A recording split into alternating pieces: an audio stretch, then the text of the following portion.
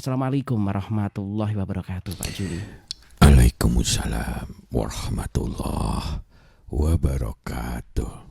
Baik, ini cukup menarik ya, karena kita membahas tentang ancaman dari penyakit-penyakit hati dalam diri kita agar kehidupan kita bisa menjadi lebih sehat dan berkah. Mohon pencerahannya, Bapak. Alhamdulillahirabbil alamin.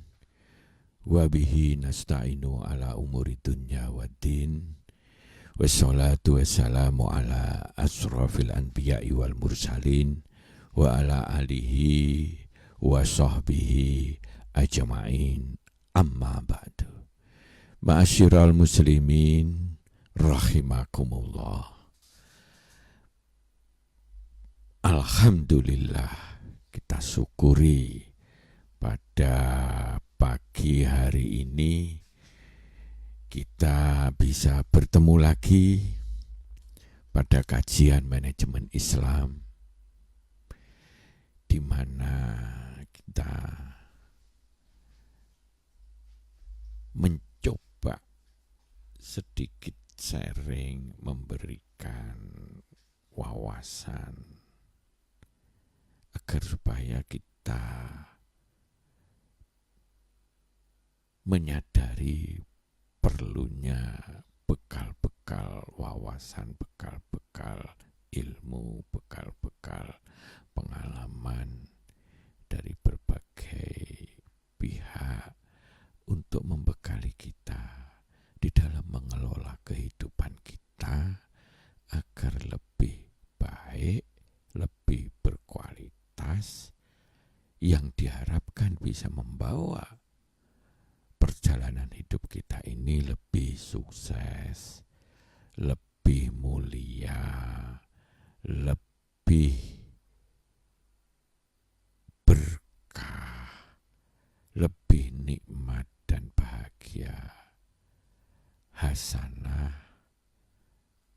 dunia maupun akhirat. Itu yang diharapkan. Dan tuntunan Islam sudah demikian sempurnanya. Maka kita di dalam mengupas berbagai hal, kita bernuansa Islam. Dan kita seharusnya begitu bersyukurnya karena cahaya Islam, tuntunan terbaik, tuntunan jalan lurus, ibarat tol itu jalannya begitu lebarnya dan lurus, sehingga di dalam keinginan kita menggapai kehidupan kita lebih berkualitas, hasanah dunia, hasanah akhirat, itu bisa tercapai. Jadi tidak hanya masalah dunia, tapi juga tembus di akhirat. Ini konsep Islam yang benar. Kalau toh di dunia dengan segala keterbatasannya, misalkan di Palestina yang memang dikuyok-kuyok luar biasa oleh Israel yang memang memiliki nafsu-nafsu yang zalim sekali, ya segala keterbatasan itu patut disikapi sebagai bagian dari ujian kehidupan. Namun itu tidak bisa menghindarkan kehidupan kita ini untuk kehidupan yang hasanah dunia, hasanah akhirat. Karena toh kehidupan dunia itu demikian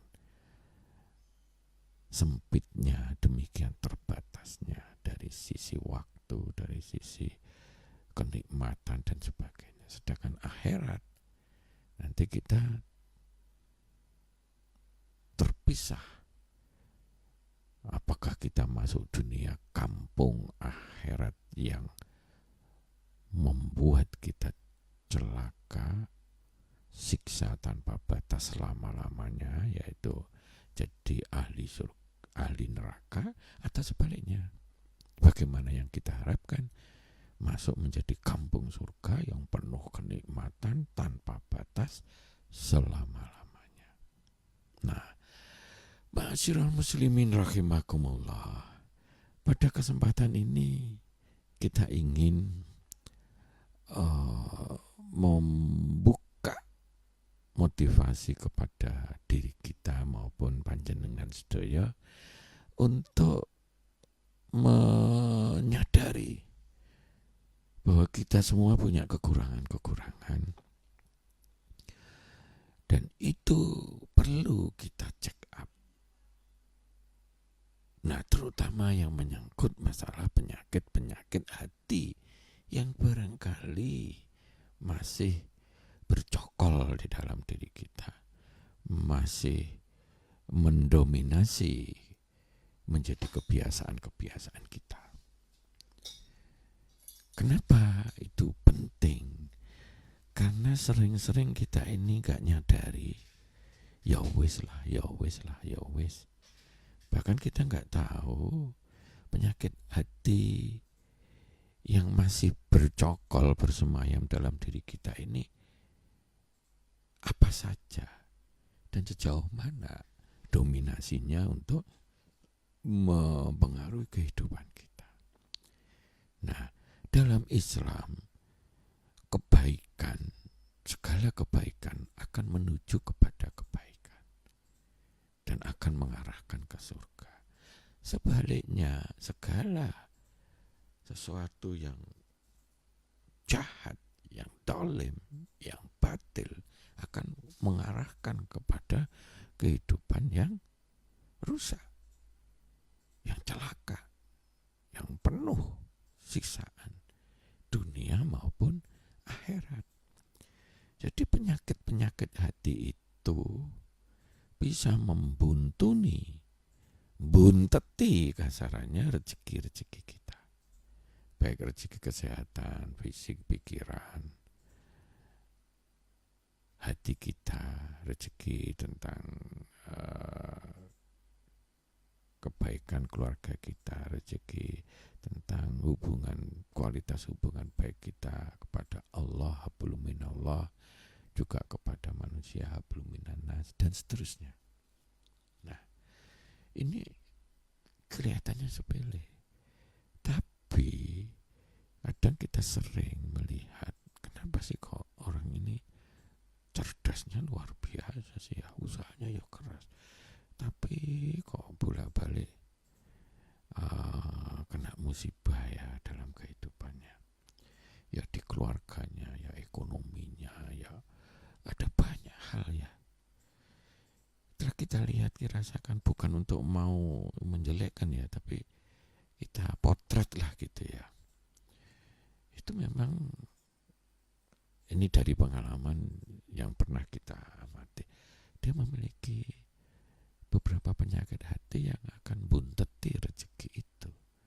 Jadi itu, misalnya sifat apa? Sifat emosi yang meledak-ledak kepada semuanya.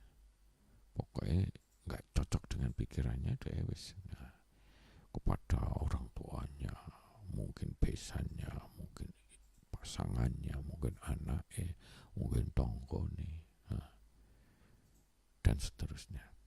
Atau dia punya sifat ujub, sifat sombong, yang padahal dia ekonominya ya pas-pasan, tapi kemelintinnya ini loh, tanda-tanda kutip kemelintinnya itu kelihatan sekali. Merasa arogan, merasa paling benar di tempat yang secara logika itu enggak hebat gitu loh, malah banyak kekurangannya. Contoh seperti itu, penyakit iri dengki. Wah sudah, kalau melihat orang itu baik gitu, isinya memfitnah, pengen memfitnah, bikin cerita-cerita yang gak baik dan sebagainya. Atau sebaliknya, penyakit hati itu ada luar biasa, segala hal yang merusak hati kita dipastikan akan merusak kehidupan kita. Nah, penyakit hati ini misalkan suka pencitraan, ujub, sum'ah, misalkan kayak gitu. Nah, iri dengki, sombong, emosional sekali, kufur nikmat. Jadi titik mengeluh, koyok gak duwe rasa untuk terima kasih kepada seseorang yang bukan mungkin lagi, sudah jelas-jelas membantu. Nah, seorang tua atau tetangga yang pada kesulitan kita membantu, gak ada rasa terima kasih. Jika misalkan pinjam tuh gak ada terima kasih, terus gak ada yang namanya niat untuk minta maaf, padahal waktunya sudah sesuai dengan janjinya, sudah molor-molor gak karuan, gak ada. Nah, ini kufur nikmat, ini juga penyakit hati. Penyakit hati yang paling tinggi menurut Islam, syirik, penyakit syirik, penyakit munafik, penyakit gak jujur, tukang bohong. Itu penyakit yang melandasi jiwa-jiwa munafik. Nah, dibutuhin apik banget begitu. Di situ dia hujat yang jadi musuhnya. Jadi akhirnya seperti jadi bunglon. Sifat munafik ini luar biasa. Jahatnya, merusak kehidupan kita. Nah, setiap hati yang rusak itu perlu kita sadari di mana letak rusaknya. Wah, kita ini kurang berterima kasih. Nah, contohnya misalnya orang kufur nikmat, maka dia begitu cedelnya terima kasih, rasa syukurnya itu hilang. Padahal kalau dia memang minim rasa syukur alias kufur nikmat, maka ancaman tuntunan Islam, dia akan mendapatkan kesulitan-kesulitan, malah ditambah-tambahi oleh Allah kesulitan itu. Artinya akan menjadi azab kita. La in kafartum inna azabi lasadid. Contoh seperti itu. Nah, kalau kita lihat dalam kehidupan kita, kesombongan, iri, dengki, ujub, itu akan menimbulkan banyak hal dalam kehidupan kita. Pertama, keputusan-keputusan kita akan tidak adil. Kedua, kita susah dinasihati. Kita nggak mau mencari second opinion untuk membantu introspeksi kita, untuk membantu. Cenderung susah dinasihati. Malah kalau dinasihati seakan-akan dia seperti disalahkan, terus marah-marah aja, nyalah-nyalahnya aja. Udah ketutup, mudah sekali ketutup hati dan pikirannya kalau kita punya sifat sombong. Nah, seperti kayak iblis pada waktu di ini gitu loh. Nah, sifat-sifat hati yang lainnya yang kurang baik, misalkan ya contohnya bakhil.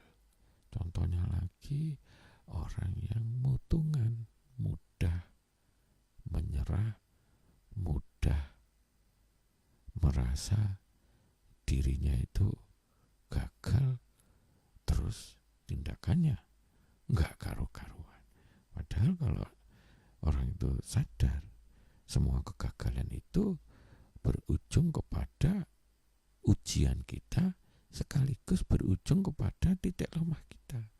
Harusnya menjadi suatu introspeksi diri, ilmu apa atau kemampuan apa yang saya belum memadai di situ, sehingga dia harus cari ilmunya lewat namanya mencari nasihat-nasihat, konsultasi kayak apa, kayak macam-macam.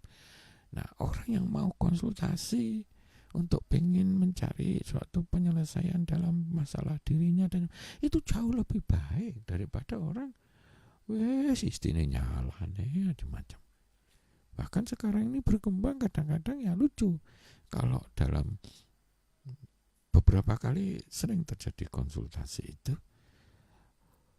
orang podo pensiune. Nah, di dalam perjalanan itu ada friksi-friksi yang terhindari gitu, tidak komunikasikan dengan baik antara pasangan suami istri dan sebagainya. Begitu pensiun, pekerjaannya itu berkurang. Ya, dalam artian tidak disibukkan oleh pekerjaan sehari-hari. Justru sing ketok itu kalau kita lemah agamanya, sing ketok sing elek padha eleke. Akhirnya sering cekcok, sering kayak gitu. Padahal sudah punya anak dan sebagainya. Akhirnya kehidupan jadi gak indah itu. Di ujung-ujung kita sudah lansia misalkan begitu. Padahal seharusnya sebaliknya, makin lama makin bijak, makin tahulah kekurangan dan kelebihan masing-masing, sehingga disikapi dengan makin matang, penuh kebijaksanaan. Tapi yang terjadi sekarang, karena kurangnya introspeksi, karena merasa dirinya paling hebat dan sebagainya, justru ada banyak kejadian-kejadian yang sebaliknya kontraproduktif. Harusnya makin tua, makin pensiun, malah dia harusnya bisa berperan mungkin di kegiatan-kegiatan sosial atau apa, untuk membina keluarga anaknya dan sebagainya. Silaturahim sana sini diaktifkan lebih banyak karena emang sudah longgar dan sebagainya. Bukan malah menjadi ajang dimulainya perang cekcok. Itu sering sekali terjadi. Dan lucunya itu karena sudah agak tua ya, wis podo atos ya gitu. Sehingga si tok bongkar kejelekan ini, si tok ini, si tok menyetankan, si tok wis pengen nek iso cerai gitu aja. Nah ini tentu kita hindari. Nah, penyakit-penyakit hati ini kalau masih banyak dalam diri kita bersenyayam, kita ini berupa kekotoran, akan meracuni, akan merusak kehidupan kita, dunia maupun akhirat. Maka caranya untuk ini kita harus pandai-pandai introspeksi. Betapa pentingnya kita membuka dalam hati kita, dada kita ini dan pikiran kita sebuah lubang yang namanya lubang introspeksi. Seperti kayak dalam ilmu manajemen itu Johari window. Ada yang orang lain tahu persis, kita juga tahu persis tentang karakter kita. Tapi ada yang kita tahu persis karakter kita, orang lain yang kurang paham. Kita harus jelaskan. Ini loh, saya ini memang pengennya nak iso itu nggak ada 1 sen pun barang abu-abu atau haram untuk masuk di dalam kehidupan. Sehingga saya memang rotok kaku kalau untuk urusan begini. Misalnya tanda tangan, terus kemudian di situ tanda tangannya misalnya 1 juta, kita diminta nerimanya 200 dan sebagainya. Kita disuruh kalau misalkan naik jabatan, sekian ratus juta misalnya kayak gitu, nggak mau dia, sehingga kesannya agak kaku di situ. Padahal dia punya prinsip, saya mending nggak begitulah daripada itu perbuatan nggak jujur. Nah contoh seperti ada juga orang lain tahu, kita yang nggak tahu. Nah, ada yang nggak tahu sama-sama, maka itu perlu psikologi, tes psikologi dan sebagainya. Nah, kalau orang lain tahu, kita enggak. Nah, inilah yang penting untuk Johari window itu, kita malah membuka kesempatan, kita datang, tolong kekurangan saya ini menurut jenengan apa sih gitu. Walaupun yang seperti ini itu jarang dilakukan, tapi padahal itu baik sekali. Ini loh, gue gak ngerti timing gitu. Di tempat yang orang tuh kudune bersedih ada gitu, malah celelekan. Di tempat dimana orang serius malah celelekan. Di mana orang berduka bersedih kudunya kita ini harus segera membantu, kita malah enggak. Di tempat yang mana kita ini harus mengevaluasi pekerjaan kita atau bisnis kita, kita malah megah. menghindar itu. Kenapa? Karena itu semacam belejati kekurangan kita. Akhirnya kerapuhan kehidupan kita bisa justru diawali oleh ketidakinginan kita untuk introspeksi diri. Maka bentuk kejujuran yang nomor 2 kedalamannya itu adalah kemampuan introspeksi diri untuk ngoncai kekurangan kita sekaligus memposisikan kita yang titik-titik lemahnya itu masih di mana. Nah, bisa dari dalam diri kita untuk merenung-renungi tentang kekurangan itu, bisa juga melalui Johari Window ya, untuk kita malah memancing orang lain untuk menilai kita.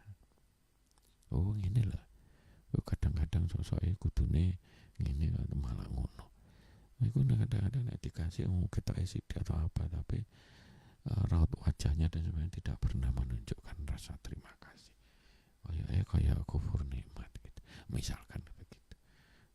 Kita ngono petidang kemelinti padahal ya sajane kita ini enggak hebat.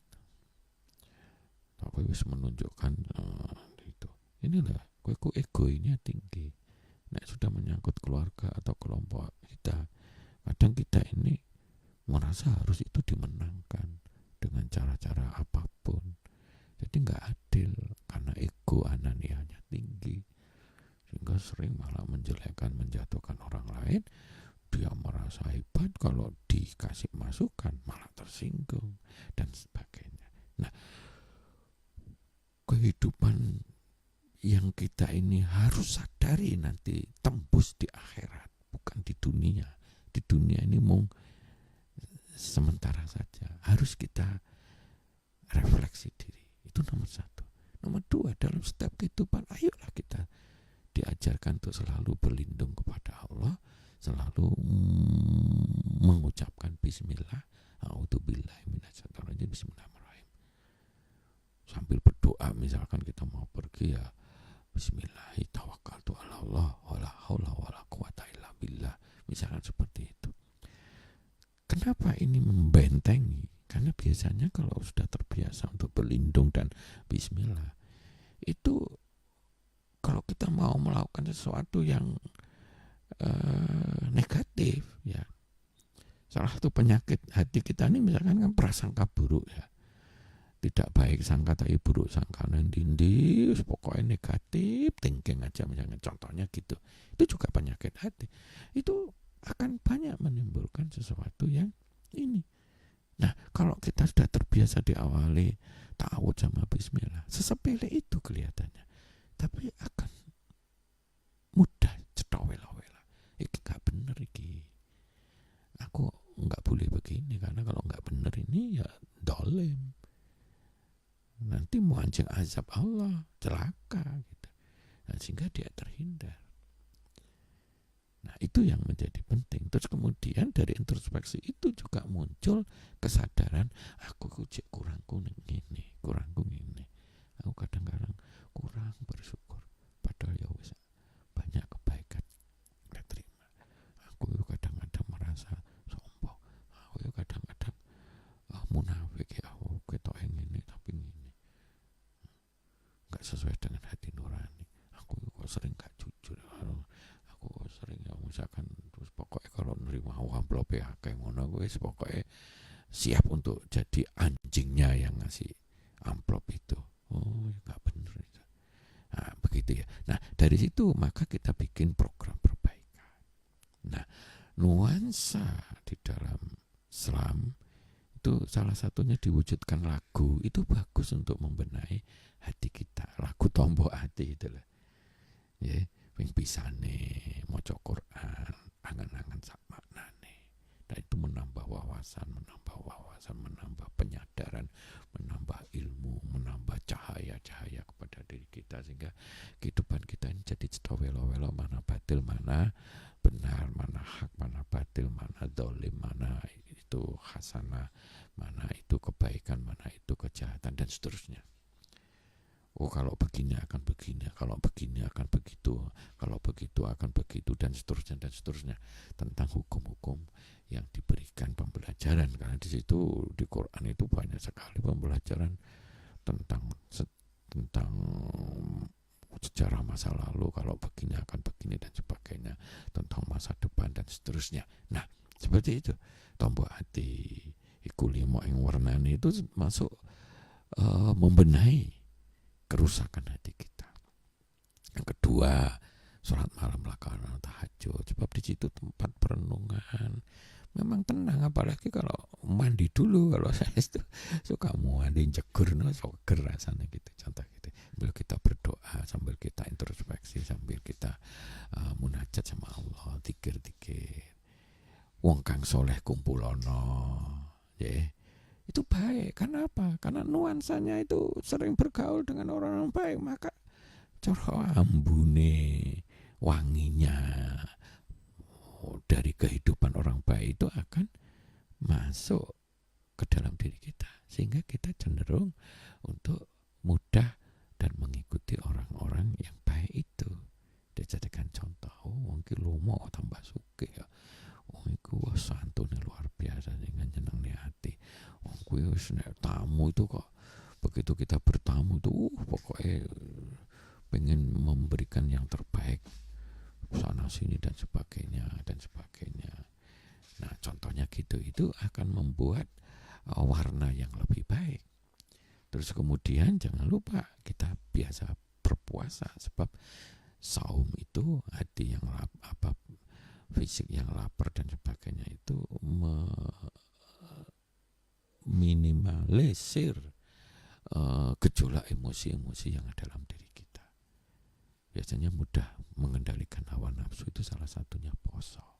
Nah, terus yang terakhir, kalau tombok hati itu bagus, itu bukan hasil ecek-ecek, tapi itu hasil renungan. Itu zikir bengi ingkang suwe, kasarannya zikir sebanyak-banyaknya. Sebab kalau tuntunan Islam itu kalau ketemu zikir, maka belakangnya itu sebanyak-banyaknya, sakpol-pole, sehingga itu akan membawa cahaya hati kita bisa sehat, bisa cetha welo-welo, bisa melihat betapa besarnya manfaat hati yang suci, yang bersih, yang tulus, yang penuh rasa syukur, yang penuh diimani keimanan yang tunggu, dan begitu penuh keikhlasan.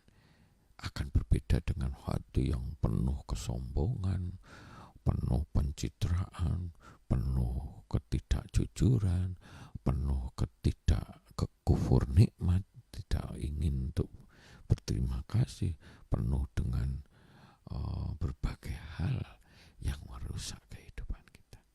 Mudah-mudahan penyadaran pada forum kali ini yang untuk memandang pentingnya kita introspeksi tentang penyakit-penyakit yang bercokol dalam diri kita, dan kemudian ingin membenahi, ingin membina, ingin mengobati, ingin mensucikan, maka itu sesuatu yang sangat penting, yang dampaknya akan berdampak luar biasa kepada kehidupan kita dan keluarga kita. Karena kalau kita punya anak, punya ini, mereka akan ngelihat itu, bapaknya ini wongnya awe-awean gak sih, wongnya itu sabar nggak sih, wongnya santun nggak sih, orangnya cerdas nggak sih, senang belajar nggak sih, orangnya mau jiwa sosialnya tinggi nggak, dan sebagainya. Itu akan ditiru oleh anak-anak kita. Itu objektif nggak sih, ada begitu ngajak rasional nggak sih, atau pokoknya dan sebagainya. Itu akan mewarnai kualitas keluarga kita, termasuk anak-anak kita, termasuk cucu-cucu kita, dan seterusnya. Jadi gini deh, mari kita sharing, barangkali bisa kita lebih menyadari untuk pentingnya kita membina kualitas kita. Monggo silakan. Baik, untuk Anda mitra pas yang pagi ini ingin bergabung berdialog bersama kami, Anda bisa masuk ya. Anda bisa bergabung, ada beberapa media bisa Anda manfaatkan termasuk juga telepon. Anda bisa bergabung di 02953858877. Kemudian juga WhatsApp di 085277999101. Kemudian komentar di fanpage kami Radio Pas FM Pati 2 juga bisa Anda manfaatkan mitra pas yang sedang live. Dan pagi ini yang sudah bergabung, Assalamualaikum warahmatullahi wabarakatuh Pak Juli. Waalaikumsalam warahmatullahi wabarakatuh. Dari Bapak Cipto yang ada di Nguren ini menanyakan tentang beberapa hal yang kami ikuti, kami coba untuk pahami. Ternyata siapapun yang mencalonkan diri, entah itu bupati ataupun presiden, sekelas presiden ataupun juga yang sekelas provinsi juga gubernur, ini ketika menyampaikan visi misi ada beberapa strategi atau juga hal yang tidak diungkapkan. Pada saat awal katanya ingin tidak ingin menyengsarakan masyarakat atau rakyat, tetapi kebijakan-kebijakan ini tentunya pada saat ada satu titik ternyata juga tidak seperti itu, malah memberatkan masyarakat. Nah, ini kan tidak jujur, Bapak. Hal seperti ini kita sebagai rakyat merasa terbebani. Ini ketika kita untuk mencoba menyuarakan juga ternyata tidak gampang, karena kalau sudah kadung dilantik susah untuk menurunkannya. Mohon pencerahannya, Bapak. Ya itulah. Saya merasakan kegelisahan jenengan Pak Cipto, bahwa perjalanan perkembangan dalam kehidupan kita ini memang makin lama rasanya nilai akhlak, nilai moral itu makin dianggap nggak penting, sehingga dalam mencalonkan apa kayak wakil rakyat, kayak pemimpin daerah dan sebagainya, dia orientasinya pokoknya cari menang piye. Kalau janjinya sing api wis ngerti dhewe lah jenengan lebih paham. Karena kita kan dalam kehidupan kita kan bisa melihat. Makanya kalau misalnya pemilihan itu sekarang nggak ono model kalau dulu itu jurdil, pemilihan harus jurdil itu. Sekarang jurdil itu hilang dari kepentingan untuk di endorsement dalam masyarakat bahwa berdemokrasi itu harus berbasiskan kejujuran dan keadilan. Sekarang hilang, wis pokoknya damai. Nek nggak damai, nggak bener gitu. Perlu nggak jujur, perlu nggak harus adil, engkau dhisik, tergantung kepentingan masing-masing. Nah ini akan meluluh rantahkan, maka kepemimpinan itu akan mewarnai. Kalau sekarang kerusakan moral itu semakin besar, menganga, karena tokoh-tokohnya kalau diamplopi ya menang, bahkan tanda kutip jadi anjingnya yang ngamplopi. Akhirnya berat, padahal itu tidak sesuai dengan tuntunan Islam. Ya padahal salah satu doa kita ini, kita tuh diminta pada Allah, Rabbana arinal haqqa haqqa warzuqna tiba wa anal batila batila warzuqna tinabah. Sangat kayak gitu. Waduh itu. Nah, karena itu di tempat yang begini ya kita harus menjadi orang yang kuat, harus mandiri dalam diri kita, keluarga kita, sambil kita tentu ya ngomong-ngomong yang begini gitu. Contohnya ya contoh, boleh saya merasa perlu menyampaikan. Sekarang kan ekonomi terpuruk luar biasa, banyak pengangguran di mana-mana itu. Banyak perusahaan-perusahaan yang setengah mati kasarannya. Mau hidup segan, mati nggak mau. Contohnya gitu ya. Nah, dengan keadaan yang terpuruk begini, biaya-biaya naik, harga-harga tinggi-tinggi ya. gula, minyak, macam-macam tuh tinggi. Dan beban-beban masyarakat tuh tinggi, kudu enggak BPJS ini harus rutin, harus SDNK naik yang luar biasa. Yang terakhir ini PBB kan naik 250%. Naik luar biasa begitu. Ini kan membebani kalau orang seharusnya kalau kita mau cari dana yang paling gampang kalau tanda kutip membebani warga. Wah, saya kira 2,5 kali kan. Wah, hasilnya banyak, gampang itu. Masyarakat tentu semuanya secara umum tidak banyak berani untuk ngomong begini. Sebaiknya bertahap kalau tahu ada gitu, sehingga tidak membebani. Saya termasuk yang tidak setuju dengan kebijakan yang misalkan di tengah terpuruknya masyarakat perekonomian terus beban-beban ditambah sana tambah sini tambah itu tambah banyak orang-orang yang susah, susah tambah susah. Sehingga kalau ada perubahan ada tahapan-tahapan. Jadi gitu. Walah, wakia ngomong enggak. Dalam prinsip manajemen perubahan itu jangan mendadak, jangan ekstrim, karena akan sering menimbulkan banyak masalah. Contoh misalnya, gak usah ada lah yang di TV lagi geger Trump gitu. Oh, imigrasi sikat semuanya. Wah, ini geger di mana-mana. Itu melakukan perubahan dengan cara yang mendadak, ekstrim. Akhirnya reaksinya jadi kontraproduktif itu. Dimanapun. Termasuk diantaranya saya termasuk yang kurang sependapat. Kalau perubahan misalkan PBB itu terlalu tinggi secara mendadak, saya termasuk yang kurang sependapat. Mungkin ada pandangan lain, tapi ini pandangan secara Islam. Kalau kita mau merubah, jangan mendadak, jangan ekstrim, harus gradual, harus step by step. Itu dalam ilmu manajemen memang itu yang harus dilakukan. Di semua perusahaan kalau menaikkan ekstrim, misalkan nyun sewu ya, misalkan ada orang usaha skalanya misalkan 1 miliar, terus moro-moro dia merasa hebat, terus langsung mencolot pinjam bank miliaran, terus dia sampai mengarahkan dirinya untuk masuk ke ratusan miliar. Itu kebanyakan bukan malah baik, tapi malah ajur. Jadi gitu.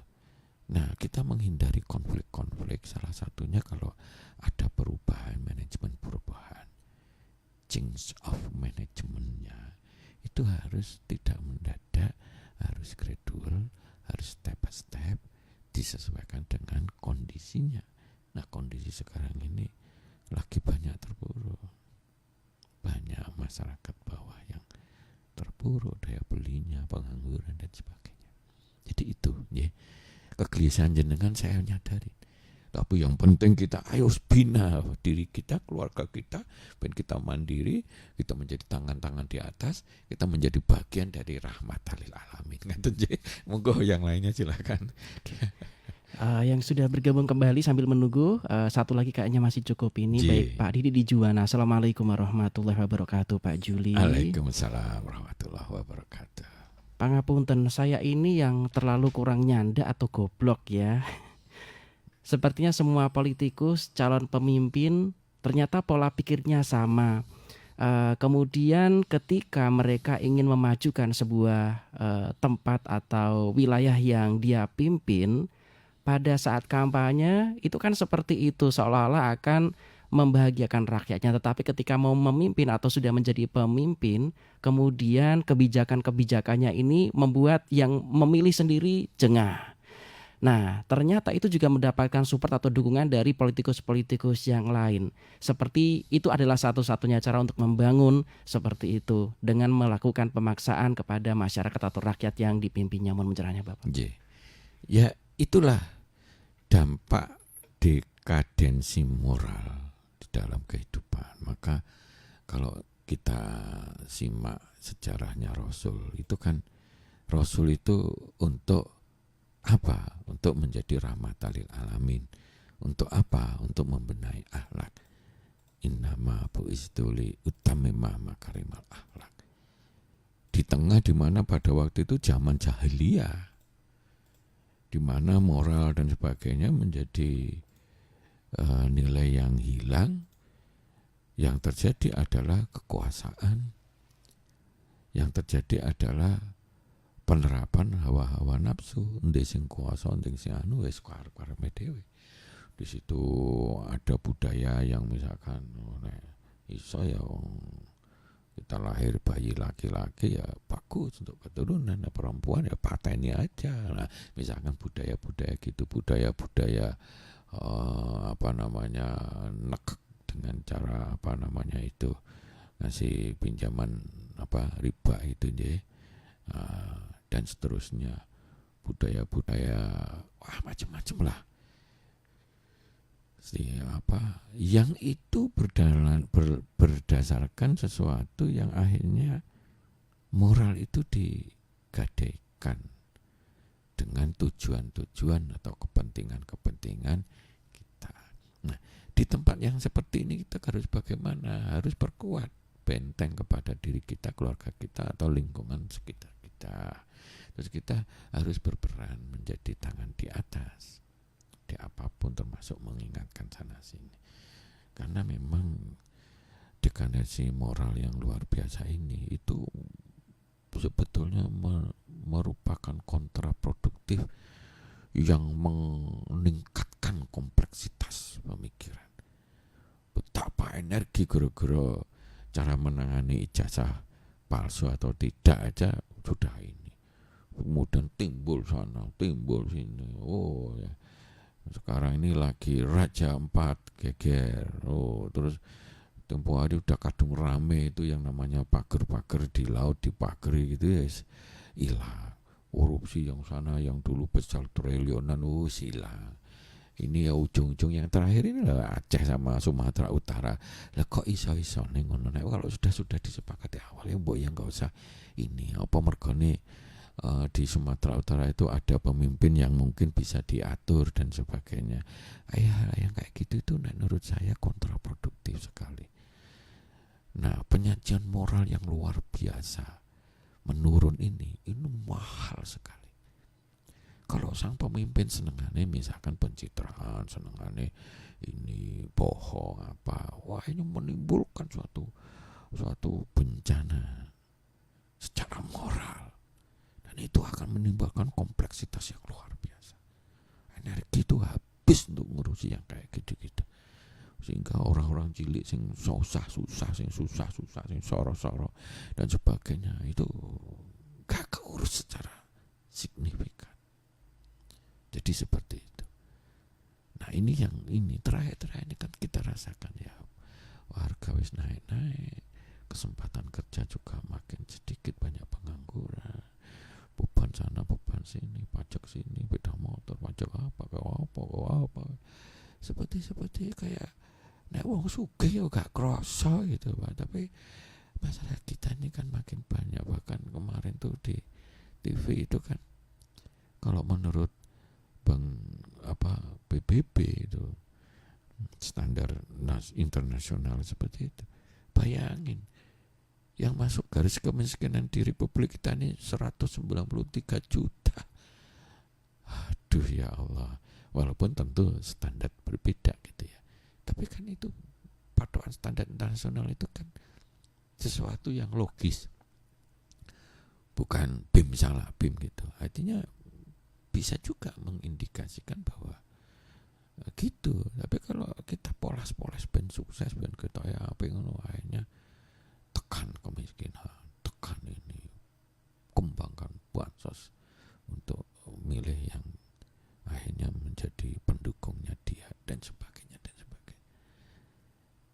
kita di era ini kita melihat memang kondisi begitu. Tapi ya sudahlah, kita perbaiki lingkungan kita sendiri, diri kita sendiri, keluarga kita sendiri, sambil kalau kita masih punya kelebihan waktu, pikiran, kita sharingkan kepada ini. Contohnya dalam manajemen perubahan. Itu di mana-mana ilmu manajemen perubahan itu jangan mendadak, jangan ekstrim, itu aja. Itu akan menimbulkan tempo hari haji itu. Naik segini, gue kan gak karuan. Terus kemudian ada perubahan yang mendadak. Dulu muasasah itu terpadu gitu ya, sekarang dipecah-pecah. Itu akhirnya menimbulkan banyak masalah. Furoda lah, wes ujung-ujungnya di ujung-ujung haji begitu loh. Dilarang jepret itu. Gue kan gak karuan. Lepas dari masalah perlu dipertanyakan furoda itu, tetapi konsep melakukan perubahan yang seperti ini itu dimanapun akan sering menimbulkan masalah. Trump itu menurut saya salahkan tuh cara berpikirnya itu. Terlalu mendadak di tempat yang ekstrim. Kacau sekarang itu di sana. Nah, contoh gitu nggih. Nah, ini waktunya sudah habis. Ngapunten sing kathah nggih, mari kita paling tidak untuk menyikapi itu semua kerusakan moral, kerusakan kehidupan dan sebagainya. Itu awalnya karena penyakit hati, penyakit moralitas dan sebagainya itu masih banyak bersemayam, bercokol di dalam diri kita. Ayo kita sadari, kita bina, mudah-mudahan kehidupan kita menjadi kehidupan yang berkah dan berkualitas. Monggo. Baik, kita harus segera closing, Bapak. Yeah. Mohon closingnya. Mitra Pas FM yang dirahmati Allah. Ini pandangan-pandangan kadang-kadang ya rada nyentil, berbeda dan sebagainya, tapi itu berguna untuk meningkatkan wawasan kita ke arah yang produktif untuk perbaikan ke depan dalam kehidupan kita maupun dalam bermasyarakat. Mudah-mudahan ada manfaatnya. Wabillahi taufik wal hidayah. Wassalamualaikum warahmatullahi wabarakatuh. Waalaikumsalam warahmatullahi wabarakatuh.